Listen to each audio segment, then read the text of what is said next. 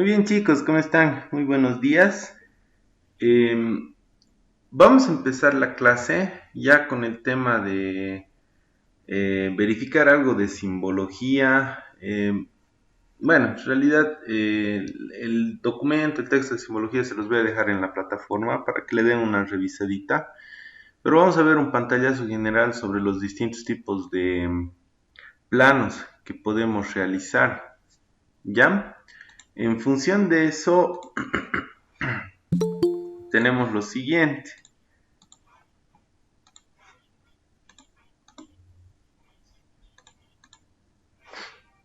Eh, Tenemos, miren, básicamente tres tipos de planos eléctricos que podemos realizar. Lo que se conoce como el plano general, el plano de funcionamiento y el plano de circuitos. Este primero, el plano general, es uno que es más de nuestro interés, ¿ya?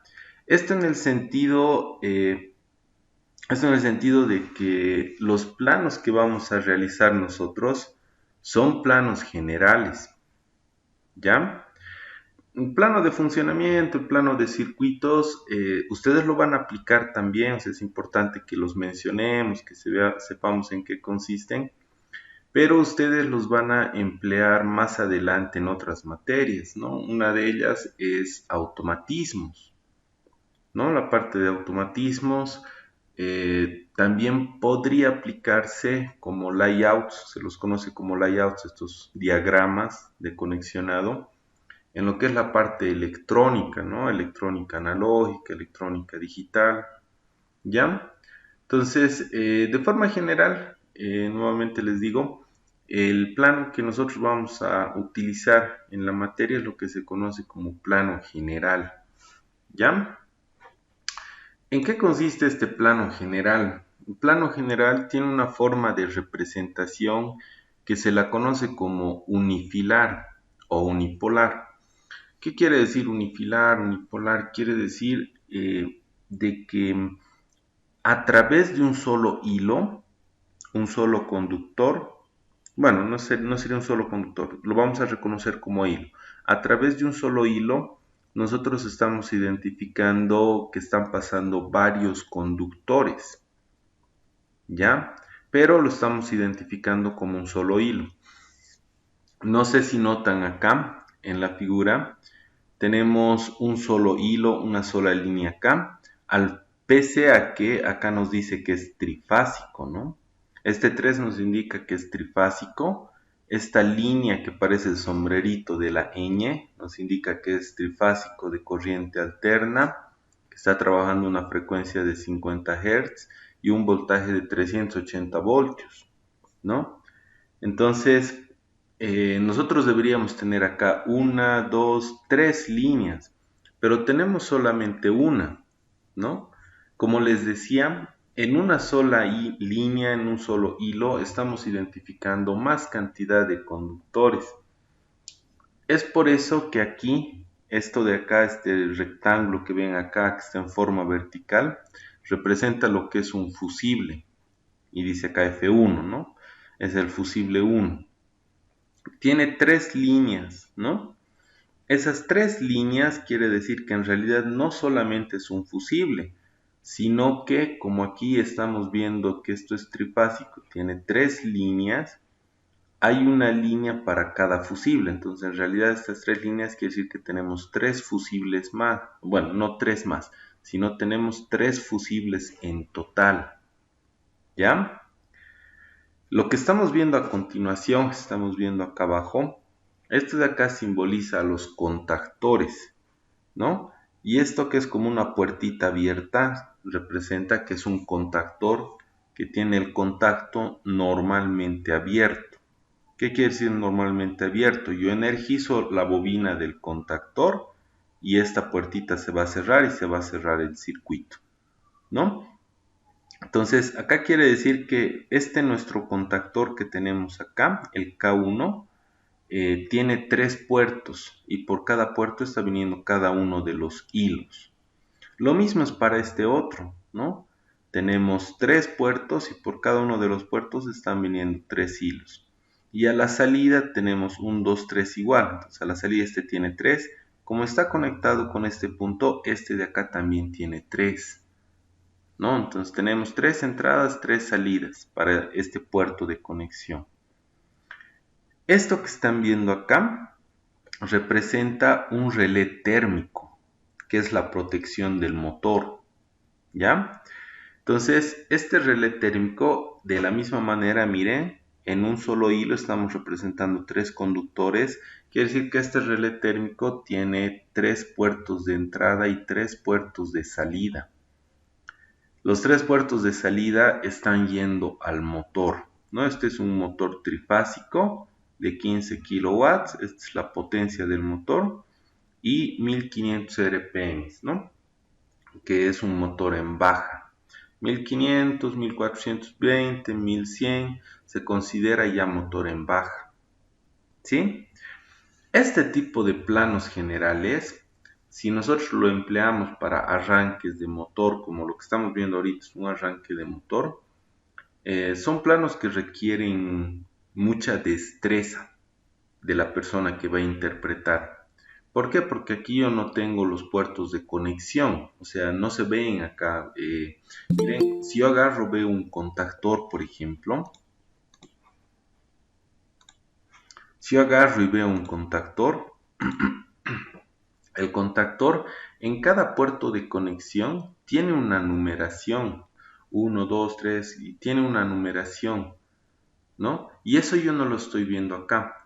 Entonces, yo tengo que asumir a dónde va cada conductor al momento de realizar la conexión. Entonces, requiere un poquito más de destreza al momento de interpretar. ¿Puedo poner más de 3 líneas? En el otro grupo me preguntaban, ¿no? Aquí tenemos 1, 2, 3. Sí se puede poner. En nuestro caso en particular, por ejemplo, que nosotros vamos a utilizar este sistema, ¿no? Lo que es un plano general, una representación unifilar. Entonces, sí, si yo pongo, por ejemplo, una línea, ¿no? De conducción de luminarias, puedo poner más de 3, ¿no? Incluso se puede diferenciar por colores también, ¿no? Blanco, no es blanco, perdón. Negro, rojo, azul, lo que representaría lo que son la línea, la fase, el neutro, el retorno, y si hay algún otro conductor también. O sea, no solamente pueden llegar a ser 3, podrían llegar a ser 4, 5, dependiendo qué tipo de conexión estoy haciendo, ¿no? Entonces, todo lo que pase por el mismo hilo. Esto es como si estuviese representando nuestro tubo Berman, el tubo PVC. ¿Cuántos conductores están pasando? Ahora, para la parte de selección del tubo Berman, del tubo PVC, hay que tener cuidado, ¿no? Ahora, eso ya no se ve acá, por ejemplo, ¿no? Eh, Habría que tener cuidado con el diámetro. ¿Por qué? Porque el diámetro es normalizado. Si yo estoy haciendo pasar muchos conductores, no puedo ponerlos pues, a todos encajados, así apretaditos todos por el mismo diámetro de tubo. El diámetro de sección que tiene que tener el tubo PVC para la conexión o el corrugado, que es lo que se está utilizando actualmente, está en función de la cantidad de conductores que vamos a utilizar. No se olviden, el conductor al momento de pasar corriente calienta, disipa calor, ¿no? Y genera también un campo magnético. Entonces no podemos ponerlos apretados. El diámetro está en función de eso, ¿no? El tema de cálculo, obviamente, bueno, aquí en la materia no lo vemos, nos enfocamos más en la parte de dibujo técnico, ¿no? Pero les comento eso porque sí es un dato importante, ¿ya? Entonces, esta representación que nosotros estamos viendo ahorita, que se la conoce como planos generales, es la que nosotros vamos a utilizar. Ahora chicos, hasta acá me gustaría saber si tienen alguna duda, tienen alguna pregunta, alguna consulta. Con toda confianza, si desean que repita algo tal vez.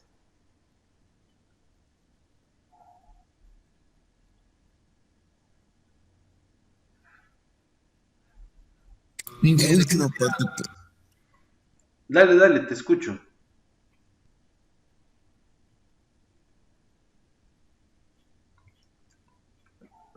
Eh, Perdón, ¿tenías alguna pregunta o no escuché bien? Sí, Inge, yo tenía una duda de qué manera afectan los campos magnéticos a la instalación.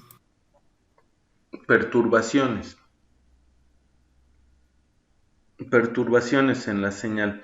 Y eso, miren, para identificar, no se identifica a ojo de buen cubero. Podríamos ver alguna falla en la instalación, algo por ahí raro que esté pasando, algún foco más prendido que el otro.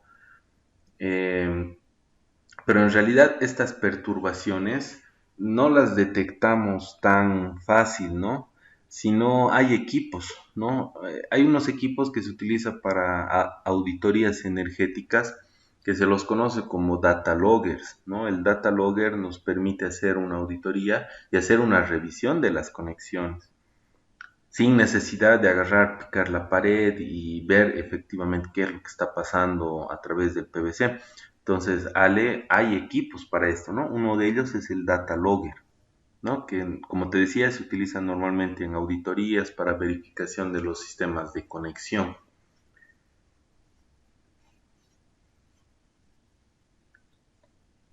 ¿Está bien? ¿Está bien, Ale? Sí, todo entendido, Inge, gracias. ¿Ya? ¿Alguien más por ahí que tenga alguna duda, alguna pregunta o desee comentar algo?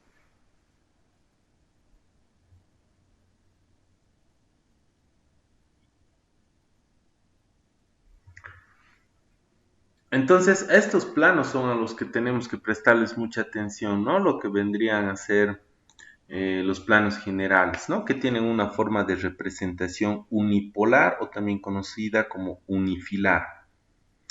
El siguiente plano es el plano funcional, es este de acá. Este ya no es unifilar, no es unipolar, es multifilar. ¿Qué quiere decir multifilar? Ahora ya no representamos en un solo conductor todos los hilos, sino representamos todo en uno solo. Es más, en el mismo circuito identificamos lo que se conoce como circuito de potencia y circuito de mando, ¿no? Podemos hacer una forma de representación de plano funcional para el tema de instalaciones domiciliarias en los planos, digamos, pero pucha, sería pues una maraña de líneas, ¿no? Entonces, por eso es que no se utiliza, ¿no? Lo que se utiliza generalmente es la representación unifilar. Entonces, en el plano funcional, nosotros tenemos a través de un solo plano toda la conexión, lo que se conoce como circuito de mando, y aquí dice circuito principal o circuito de potencia. El circuito de potencia es la parte de la instalación del motor y el circuito de mando son los pulsadores. Entonces, miren, acá tenemos las líneas, tenemos el neutro, tenemos el fusible, tenemos nuestros contactores ya independientes, miren las tres líneas. Tenemos el relé térmico, tenemos el motor, cada uno con sus líneas de conexionado, ¿no? Y aparte de eso tenemos la botonera, estos de acá. Cada uno de estos contactores tiene puertos de contactos normalmente abiertos y normalmente cerrados, que es lo que estamos viendo acá y es lo que estamos viendo acá. Esto de acá es un arranque de motor con inversión de giro, ¿no?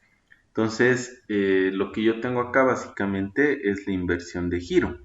Esto de acá, S1B, S2B, es para hacer la inversión de giro de esto. O sea, yo acciono este, se cierra este, cierro un contacto acá y se va a energizar esto y va a comenzar a girar ya sea izquierda o derecha, ¿no? Pulso este otro, este tendría que abrirse, tendríamos que liberar la bobina de este contactor. ¿Para qué? Para que invierte el giro, porque no pueden trabajar los dos de manera simultánea, ¿no? Entonces, eh, tenemos igual aquí un contacto normalmente cerrado, que es del relé térmico, que es en realidad de instalación general para todo el circuito. ¿Por qué? Porque el relé térmico es la protección del motor. Si pasa algo, este contacto que es normalmente cerrado la bobina del relé térmico se va a energizar y este contacto se va a abrir y va a abrir todo el circuito. Todo va a parar como protección, no es la protección del motor. Planos de funcionamiento no vamos a utilizar mucho en la carrera, ¿no? Porque es un poquito abstracto. O sea, no, en algunos casos igual requiere mucha destreza para la interpretación. Generalmente utilizamos, como les decía, lo que se conoce como plano general y el que vamos a ver a continuación, que sería un plano de circuitos, ¿no? El plano de circuitos ya tiene de forma independiente, ¿no? Tenemos el circuito de potencia o circuito principal y tenemos el circuito de mando, también conocido como circuito auxiliar. Este caso es exactamente el mismo que hemos visto acá y el mismo arranque con inversión de giro que hemos visto acá. Es lo mismo, pero es otra representación. ¿Ya? Tenemos las tres fases. Miren, aquí ya no es igual unifilar, es multifilar. Tenemos la conexión de cada fase con los fusibles. Estos son los contactores. Los contactores igual van con cada una de las líneas. Tenemos el relé térmico y tenemos el motor, ¿no? Pero aparte de eso, no sé si notan, aquí nos está dando una numeración. La numeración no ha salido aquí y el fusible también debería tener. Todo tiene numeración, así como estamos viendo acá. 1, 2, 3, 4, 5, 6, así. Todos los componentes, ya sea contactos normalmente abiertos, cerrados, tienen que tener. El plano de circuitos es un plano bien importante y se utiliza mucho. ¿Por qué? Porque nos da incluso el esquema de instalación. Yo sé este cable a qué puerto del contactor está yendo al puerto 1, está yendo al puerto 2, al puerto 3. Yo sé exactamente, ¿ya? Entonces, en este caso, estamos hablando de inversión de giro. Lo interesante de este circuito es la dependencia también. Tengo aquí K1B en el circuito de potencia, K2B en el circuito de potencia, son dos contactores y sus bobinas las estoy viendo en el circuito de mando, K1B, K2B. Este plano también nos permite analizar el funcionamiento. Si yo analizo el funcionamiento de esto, a ver, vamos a verificar. Vengo acá a la línea, todo está cerrado. Esto está abierto, entonces aquí se va a cortar. Vengo por aquí, esto está abierto, aquí se va a cortar. Estas bobinas no se van a energizar. Estos dos son elementos que se los conoce como pulsadores. El pulsador tiene una función. Yo pulso, cierro el circuito, dejo de pulsar y se vuelve a abrir. Eso es lo que hace un pulsador. No tiene enclavamiento. ¿Ya? Entonces, ¿qué es lo que sucede acá? Yo pulso el botón. Esto que es un contacto normalmente abierto se va a cerrar. Voy a energizar la bobina. Suelto el pulsador. He energizado la bobina K1B del contactor. Y estoy usando uno de sus contactos auxiliares. El K1B.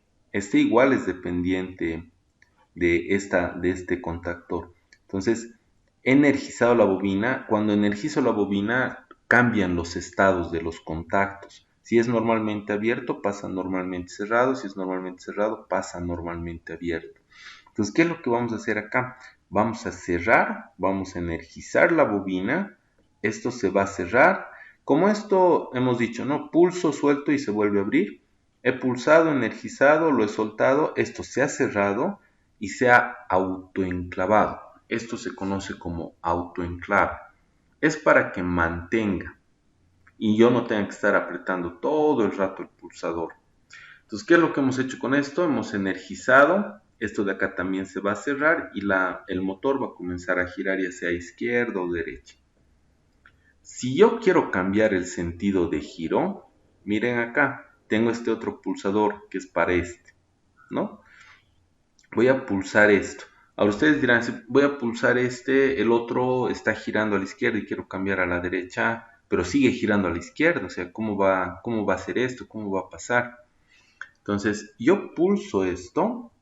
Nuevamente, miren, la bobina del contactor 2, de este de acá, se va a energizar, ¿no? Suelto el pulsador, una vez que se ha energizado esto se va a cerrar, se va a autoenclavar. Ah, pero tengo un contacto normalmente cerrado en esta bobina, en la bobina del primer contactor, que es normalmente cerrado. Si yo energizo esto se va a abrir. Entonces con eso estoy garantizando que bajo ninguna circunstancia cuando invierte el giro los dos van a trabajar al mismo tiempo. Y lo mismo pasa aquí. Si yo energizo esta bobina, esto se va a abrir. Entonces en ningún momento va a girar al lado contrario. ¿Se dan cuenta? Entonces, este tipo de planos, que se los conoce como planos de circuitos, tiene muchas aplicaciones. Y como les decía, por ejemplo, esta parte que corresponde a arranque de motores, que bueno, no lo vamos a ver tanto en la materia, pero sí nos sirve para explicar los distintos tipos de plano.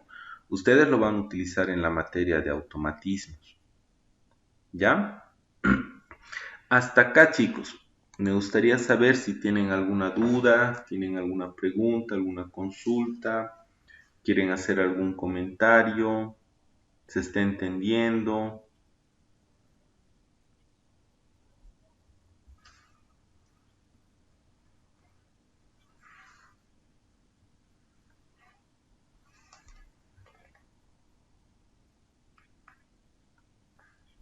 Deben estar desayunando su apicito con pastel, su cafecito. Ya. Entonces, bueno, después de esto de los planos, hemos visto tres tipos de planos: el plano general, el plano funcional, el plano de funcionamiento y el plano de circuitos. Dentro de la normativa, eh, hay varios que preguntaban, ¿no? ¿Cuál es la norma que nosotros utilizamos para simbología? Usamos la DIN ISO, pero la DIN ISO en realidad es una derivación de la norma IEC. Estas otras normas que estamos viendo acá, o sea, tenemos aquí la DIN o ISO también. Estas que estamos viendo acá, esta es una norma británica, esta es una norma norteamericana, la DIN es una norma alemana y la IEC es una norma europea. Estos europeos han hecho bien las cosas porque miren, no solamente en la parte eléctrica, nosotros tomamos lo que ellos elaboran en sus normas, sino también en la parte de instalaciones de gas y en muchas otras áreas. Entonces tienen cositas interesantes estos europeos. De todas maneras, la IEC es una norma europea y es la base para muchos trabajos, por si acaso, ¿no? Incluso el tema de armado de tableros. Nosotros en algún momento vamos a aprender a hacer armado de tableros, obviamente no en la materia, sino más adelante van a ver. Los tableros se arman según norma. Nos dice tales componentes van en la primera línea, tales componentes van en la segunda, tales componentes van al final. Esta es la distancia de separación que tiene que haber entre el componente y la pared del tablero. Nos dan pues todo tipo de reglamentaciones y nosotros nos apropiamos. Había una pregunta interesante que me hicieron en el otro grupo. Si yo quiero certificarme, si me certifico con la norma IEC, ¿me sirve en Bolivia? Preguntaba. La pregunta es bastante interesante porque en realidad nosotros aplicamos la IEC, pero lamentablemente si queremos certificarnos para trabajar en algún lugar hay que ver qué norma aplica ese lugar. Generalmente IPNORCA, que es una organización de certificación, son los que regulan. Y en el caso de trabajos en media, alta tensión para ELTEC, los de ELFEC son los que certifican. Se tienen sus propios cursitos y ellos certifican. ¿Ya? Entonces la respuesta sería, depende de dónde quieres trabajar, ¿no? Siempre es bueno tener alguna certificación. Les pongo un ejemplo. Miren, en el tema de soldadura está la norma AWS que usamos en Bolivia, muchas empresas usan, y la certificación no la obtenemos aquí, se obtiene en el exterior. Puedes hacerlo en los Estados Unidos o hay otros lugares, otros países que también te extienden, ¿no? Que es, por ejemplo, Perú. Perú te extiende, o sea, vas, haces el curso y te extienden la certificación. Pero llegas a Bolivia y hay algunas empresas que aceptan Y hay otras por el tema de calidad que ya están trabajando con la ISO. Quieren que tú seas certificado de soldadura DIN ISO. Entonces no te sirve la AWS, porque la AWS toma la ANSI como norma base. Entonces te piden que seas ISO, y certificación ISO consigues solamente en Bolivia con IPNORC. Ahora, para algunos trabajos eléctricos, lo que yo he visto, he podido ver, así como cursitos de certificación, si en algún momento alguno de ustedes se anima, eh, en Colombia he visto, hay un instituto tecnológico que se llama SENA, y en Panamá también hay cursos de certificación en trabajos eléctricos. ¿Ya? Eso como comentario. Entonces, hay distintos tipos de normas. Miren, la norma DIN ISO para corriente continua como simbología dice, puedes usar esta línea o esta de acá. La norma británica dice, yo también utilizo eso. Esto quiere decir igual. Igual que esto, la norma en sí, igual que esto, la norma ISA, igual que esto. Para corriente alterna, que tenemos el sombrerito de la ñ, la norma DIN ISO usa este símbolo. La norma británica igual, la norma ANSI igual, la IS igual. ¿No? Pasa de esa manera. Aún así, les vuelvo a recalcar, estas otras normas, la BS, la ANSI, puede cambiar en algunas cositas, digamos, pero casi en su totalidad toman como base la IEC. Como por ejemplo, en circuitos eléctricos, lo que ustedes están viendo en circuitos 1 ahorita. Si yo agarro y veo esto en un circuito,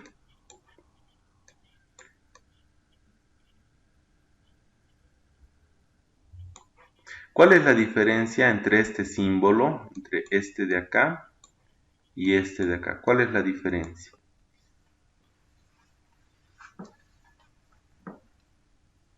Ustedes están viendo esto en circuitos de corriente continua, por ejemplo. ¿Cuál es la diferencia? Está dibujado de otra forma.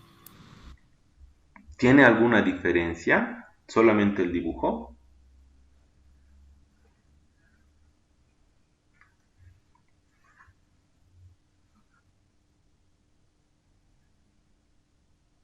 ¿Cuál de los dos utilizan ustedes? ¿El de la izquierda o el de la derecha? El de la derecha. El de la derecha. Derecha. Representan lo mismo, chicos.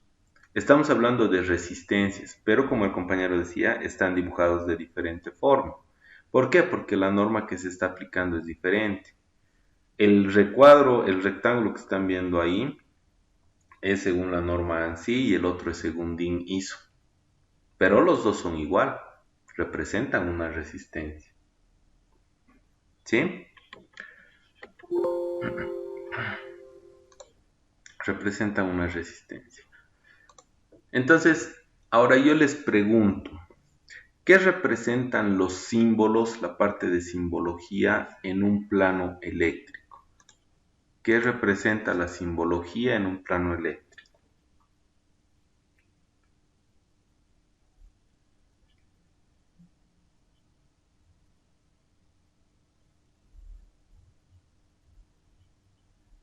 Disculpen, ¿cuál era la pregunta? ¿Qué representa la simbología en un plano eléctrico? ¿Dónde se ubican los elementos del circuito? ¿Ya? Ubicación de los elementos, perfecto. ¿Qué más? Componentes que se van a usar, profe, tal vez. Ah, gracias, Alex. Claro, hace ratito les he dado un ejemplo, ¿no? Las resistencias en físico tienen otra forma, ¿no? Pero en el símbolo lo vemos de forma diferente, pero sabemos qué representa, es una resistencia. Entonces, la simbología en un plano, aparte de darnos el tema de interpretación, puede darnos el tema funcional, lo más importante es la identificación de componentes. ¿Qué componentes estamos viendo en el circuito a través de los símbolos? ¿No? Muy bien, gracias, Alex. Entonces, eso que ha mencionado el compañero es bien importante. Entonces, ¿qué es lo que vemos? Prácticamente los componentes, ¿no? Al margen de las funciones que pueda tener, ¿no? La forma de interpretación, la forma de lectura que todos tienen que leer igual, ¿sí?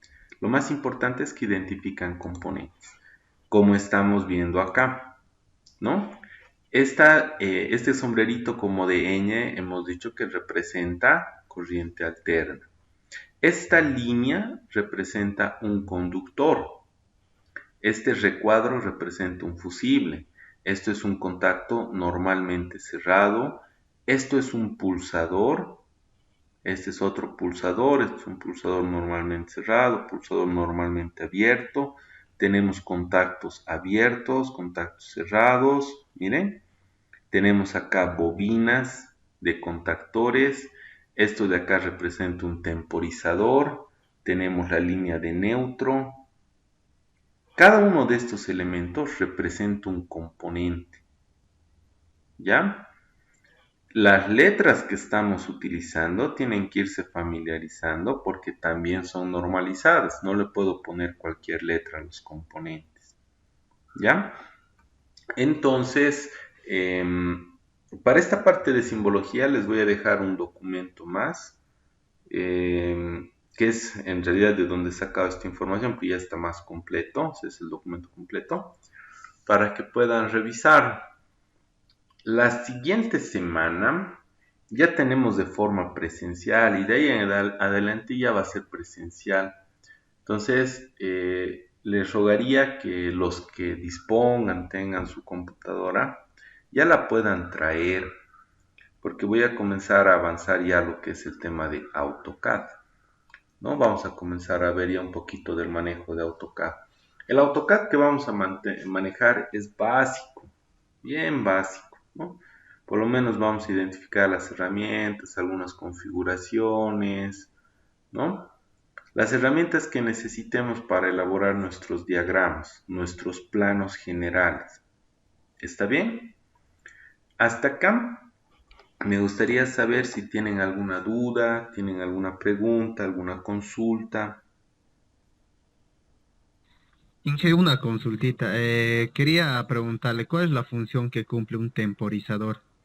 Ah, el temporizador. Puede ser a la conexión o a la desconexión. Lo que pasa es que yo puedo poner un temporizador intermedio en el arranque del motor para la inversión de giro, por ejemplo. Yo agarro, pulso, va a comenzar a girar a un lado. Quiero cambiar la inversión de giro y para que cambie no quiero que lo haga directo. Va a agarrar, va a parar, ahí el temporizador va a comenzar a contar. Va a decir 1, 2, 3 segundos y recién va a accionar, ¿no? Entonces el temporizador lo que hace es darnos un tiempo para realizar una acción. Y puede ser a la conexión o a la desconexión. Para conectar algo, desconectar algo. Entonces esa función cumple el temporizador. ¿Se ha entendido, Obando? Sí, Inge, gracias. ¿Ya? ¿Qué otra duda, otra consulta tienen, chicos? Con confianza. Si necesitan que repita algo, con mucho gusto lo hago.